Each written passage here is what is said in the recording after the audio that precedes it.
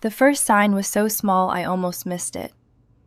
A number on a quarterly report that was off by just enough to make me pause. I remember staring at it for maybe 5 seconds. Then I told myself I was tired, that I had been staring at numbers for 3 hours and my eyes were probably blurring. I set the report down. I made coffee. I moved on. I will spend a long time thinking about those 5 seconds, because if I had stayed with that number instead of moving on, I might have caught what was happening 4 months earlier than I did. And 4 months is a long time when someone is stealing from you. I want to tell you the full story, because what my business partner did to me over almost a year went far beyond a number on a report. And the part that still keeps me up some nights isn't even the money. It's how well he hid who he actually was, for 6 years, right next to me. My name is Lisa. I own an events management company. Or rather, I used to co-own one. That distinction matters now, though for most of this story, I didn't yet understand how much. I met Ryan at a networking event about 8 years ago. One of those evening things in a downtown hotel ballroom where everyone is wearing a name tag and holding a drink they don't really want. We talked for almost an hour about the gap in the market we both saw, the kind of company neither of us had found to work for. He was easy to talk to, the kind of person who actually listens to the answer after he asks a question. Our skills fit together almost too well. I had years in client relations and operations. I knew how to manage vendors, manage timelines, manage the particular chaos of a large event on the day it actually happens. Ryan had an accounting background, years in corporate finance. He knew how to make a business make sense on paper. We talked about starting something together for almost a year before we did it. Slow coffee conversations, then more serious ones with laptops open and spreadsheets between us. We wrote a business plan, found a small office, got our first 3 clients through pure word of mouth, because neither of us had money for advertising. The first event we ran together was a corporate anniversary dinner for a company with about 120 employees. Nothing glamorous. A hotel ballroom, a catered dinner, a few speeches. But everything landed, every detail right, and the client called that Monday and told us it was the best company event they'd ever hosted. That phone call is the one I think about when I think about why I trusted Ryan for as long as I did. We'd built that first success together, genuinely together, equal parts of both of us in every decision. I saw him under pressure that night, when a florist showed up an hour late and a speaker dropped out at the last minute. He was calm and practical and solved things without drama. I thought, this is a person I can build something with. And we did build something. Over 6 years, the company grew from 3 clients to a full roster, 8 people on staff at our peak.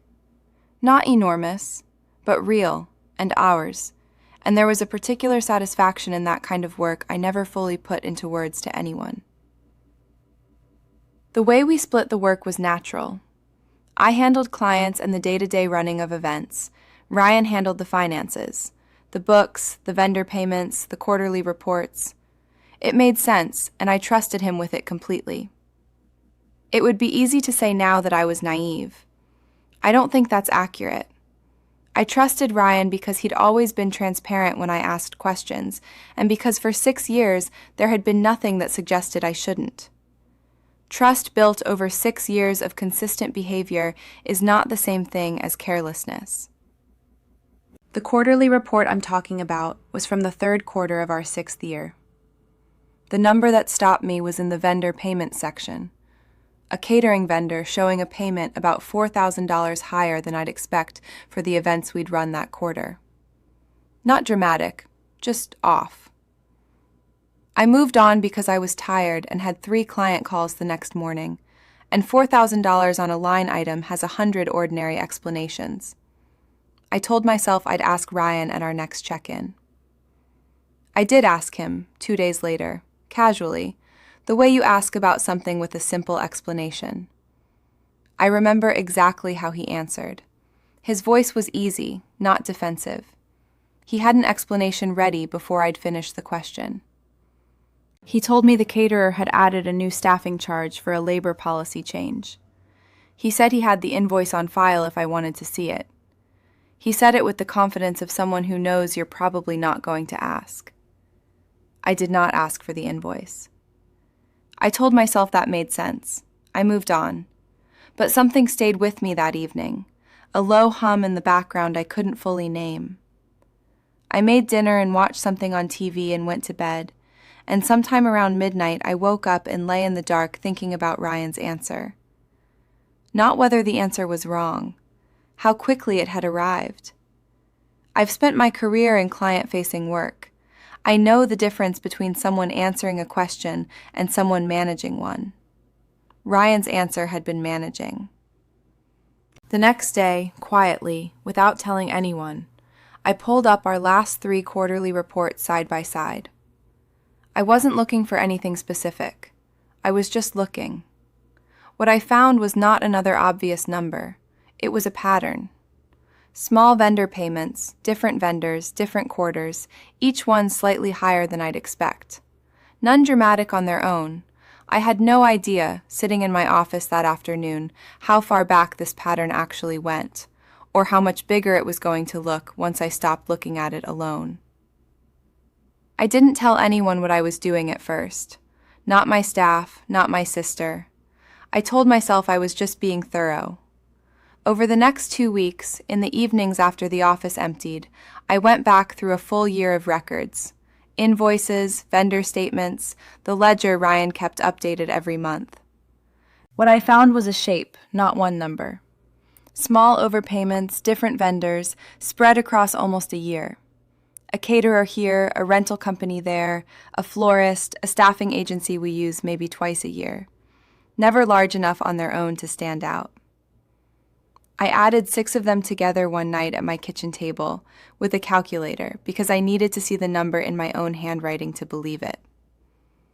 Just those 6 came to a little over $11,000, over 4 months, and I'd only gone back 4 months so far.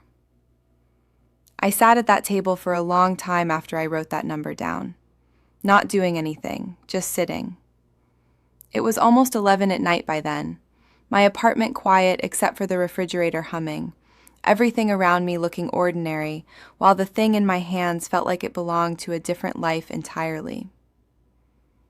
I didn't confront Ryan that week. I'd already watched him answer one question smoothly before I'd even finished asking. If I went to him with a half-formed suspicion, he'd have an answer for that too, and nothing left to check it against.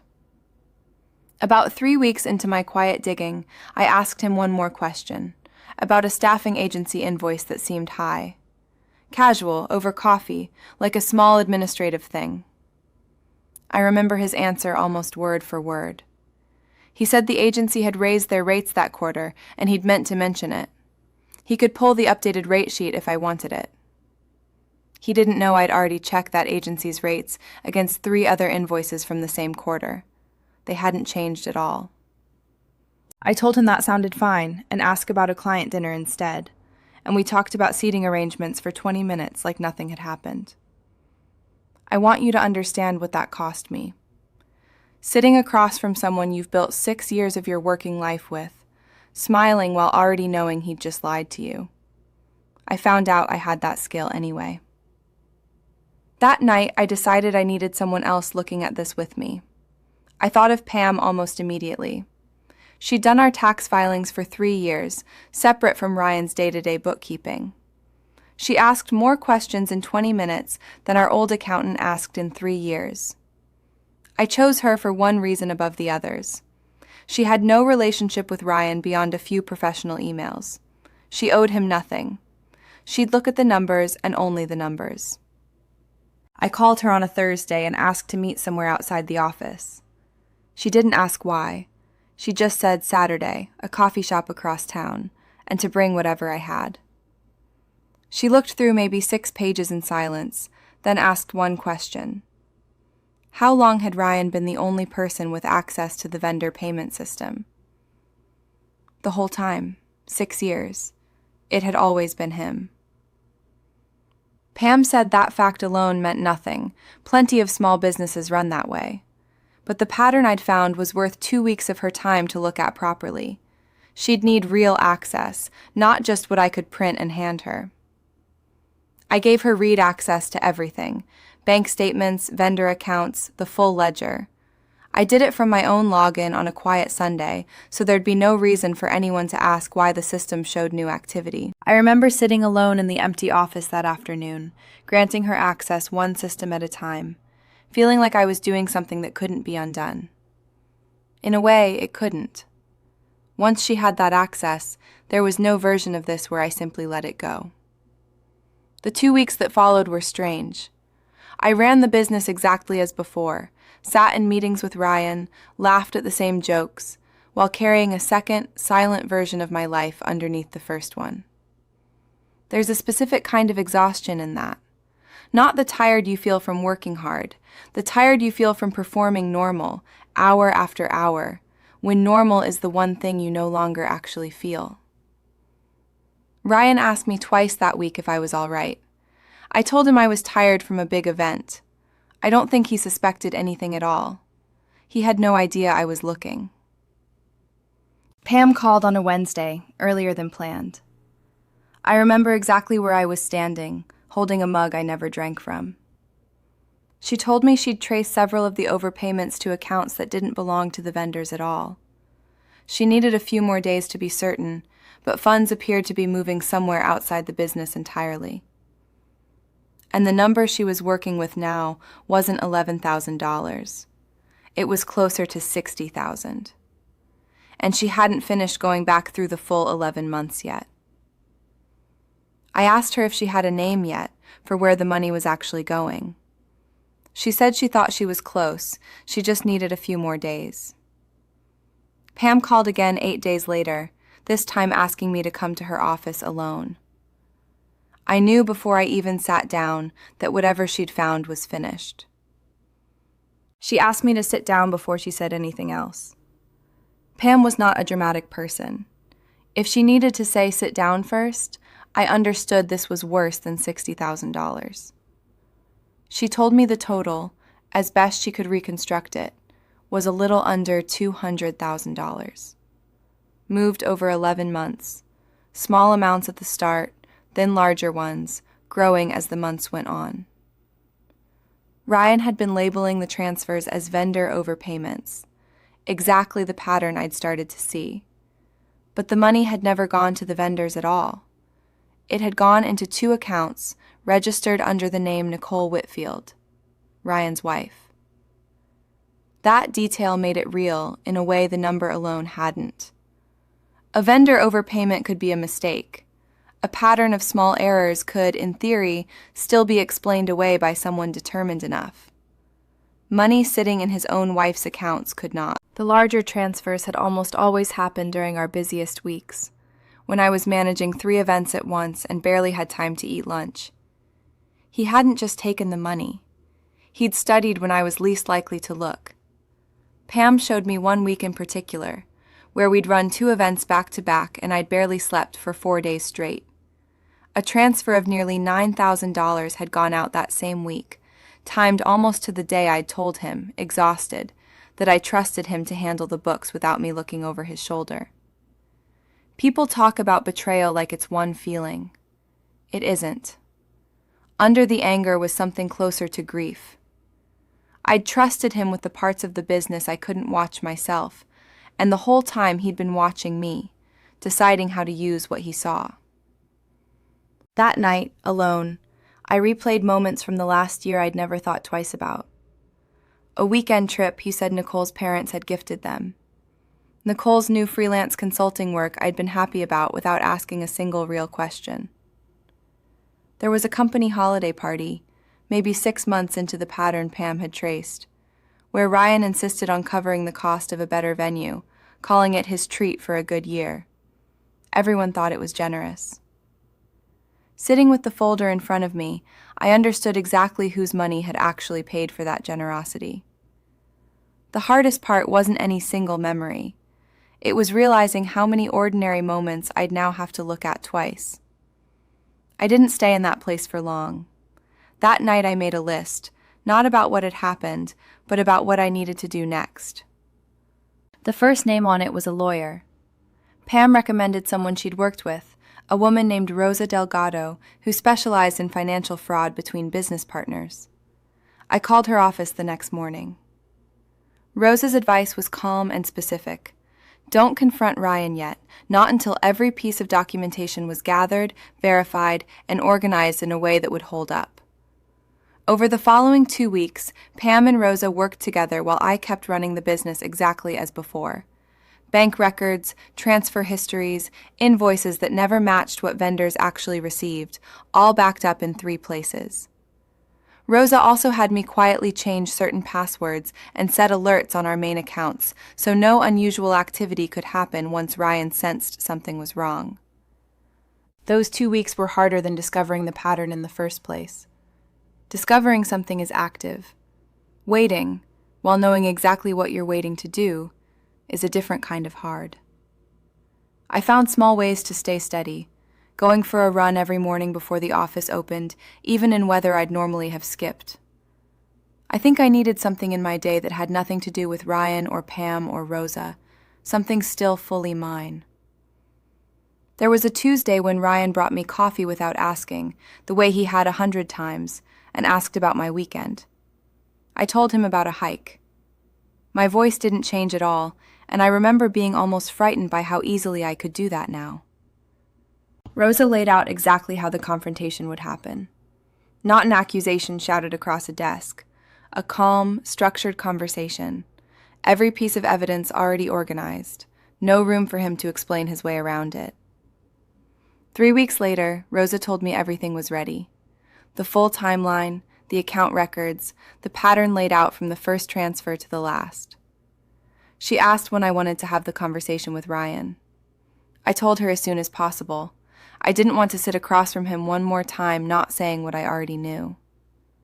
We met on a Monday morning, before the office opened, in the small conference room where we'd signed our very first lease 6 years earlier. I chose that room on purpose.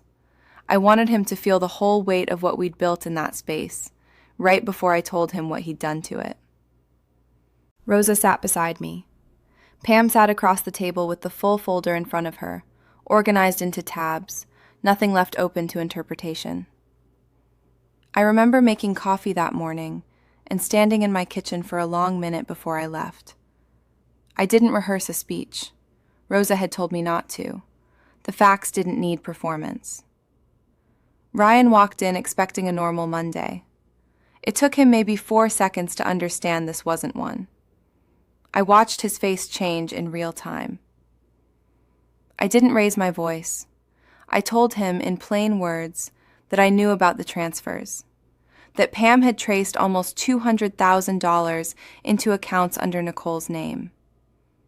His first response was denial, fast, the same practice speed I'd noticed before. He said maybe there'd been a bookkeeping error, that he'd look into it personally. I remember exactly what he said next. "Lisa, I think you're reading way too much into some vendor timing. Let me pull the files and we can go through it together, calmly." I told him we already had the files, all of them, and that the accounts in question weren't vendor accounts at all. I watched something shift in his face, a collapse that started small and moved through him completely. The easy confidence that had made him so good with clients and so good with me for 6 years simply wasn't there anymore. He didn't say anything for a long time, long enough that Rosa eventually asked him directly if he wanted to respond.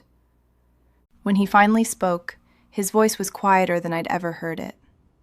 He said the business had grown faster than either of us expected, that his role had started to feel smaller even as the company got bigger, that it had started to feel unfair how little he felt he was owed compared to what he actually did. I asked him if he'd ever come close to telling me himself, at any point in the last 11 months. He was quiet for a while before he answered. He said there'd been a night, maybe 5 months in, at a dinner with me and Nicole, when he'd almost said something, before deciding the moment had passed. It wasn't an excuse I could respect, but I don't think he was making it up. In some distorted way, I think he believed it. That didn't make it forgivable. But it made him feel, for the first time in that room, like a person instead of a stranger. I asked him about Nicole. I didn't want to make her the center of this story, but I needed to know what she'd known. He said Nicole had asked him about it once, early on, and he'd told her it was a bonus structure tied to a good year. After a while, she stopped asking. I don't think Nicole set out to be part of this. I think she made a choice, at some point, to stop asking a question she probably suspected the real answer to. That's its own kind of wrong. Not the same wrong as Ryan's. I never spoke to Nicole directly through any of this. Everything went through the lawyers. I've thought about her since, not with hatred, more with a kind of tired understanding of how easy it must have been to accept an explanation she wanted to be true. Rosa laid out what would happen next. A formal demand for repayment. A structured timeline through legal channels rather than criminal charges, which we'd weighed carefully beforehand against what would actually get me my money back. Ryan didn't fight the terms. He asked, quietly, what would happen to the business. I told him the partnership was over, effective that day, that I'd be buying out his remaining interest at a value that accounted for what he'd already taken. He signed a preliminary agreement that same morning. I watched his hand while he signed, steady in a way that surprised me, like some part of him was relieved the performance was finally over. Rosa arranged for his belongings to be boxed up by a member of our staff later that week, rather than having him return to the office at all. It felt like a small mercy for both of us. Neither of us wanted one more conversation across that same table. He left the building that afternoon and didn't come back. There was no final dramatic scene. Only paperwork, which felt, strangely, like the correct ending. I told my staff the partnership had ended over a financial dispute, without every detail. A few, I think, had already noticed small things they'd never mentioned. What came next wasn't the end, even though the confrontation was over. There was still the work of recovering the money, of proving to myself this business could still be rebuilt into something I trusted. It took a little over 4 months for the legal process to fully resolve. Most of it wasn't dramatic. Patient, careful work, in conference rooms and email chains. In the end, I recovered a little over $170,000 of the nearly $200,000 taken. Rosa told me that was better than most cases like this ever achieve. I want to tell you what recovering that money actually felt like, because it wasn't the relief I expected. It felt like exhaling after holding my breath for almost a year without realizing it.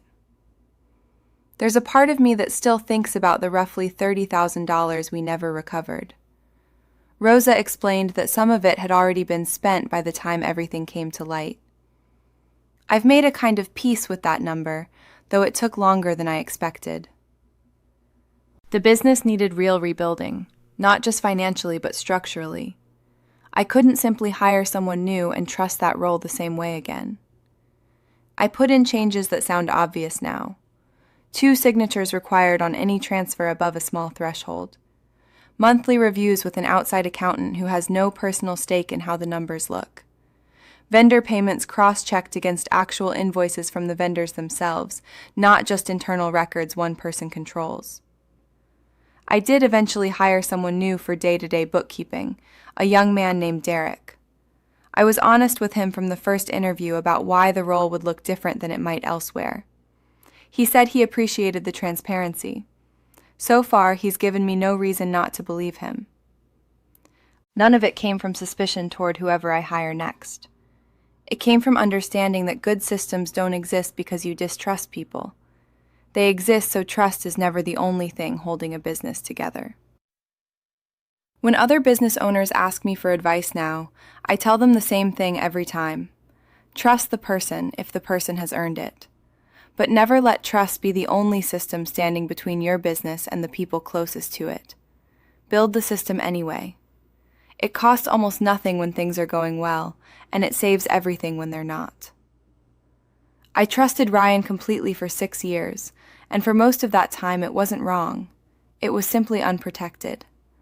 Those are 2 different things, and I didn't used to know the difference. Pam is my full-time financial director now, not an outside accountant I call once a quarter. Her own desk, 3 doors down from mine, reviewing everything with me every single month. We check each other's work now. We ask uncomfortable questions before they become necessary ones. It's a structure built with eyes open instead of eyes closed. I don't think I'd have made it through the last year without her. She was the first person who took what I brought her seriously, instead of telling me I was overreacting. I've thought about how differently this might have gone if she'd said that instead. People sometimes ask if I regret going into business with Ryan at all. I don't think that's the right question. The version of Ryan I met 8 years ago, calm under pressure when a florist showed up an hour late, built something real with me for a long time. I don't think the ending erases that it happened. What changed instead is not whether I believe good partnerships are possible. What changed is how I build the ones I choose now. Carefully. With structure underneath the warmth, not instead of it. The company is smaller now than at its peak. We lost a few clients during the transition, and I won't pretend that wasn't hard. But what we have now, I trust completely, in a way I understand rather than simply feel. We booked 3 new corporate clients last quarter, and for the first time in a long while, I found myself simply excited about the work itself.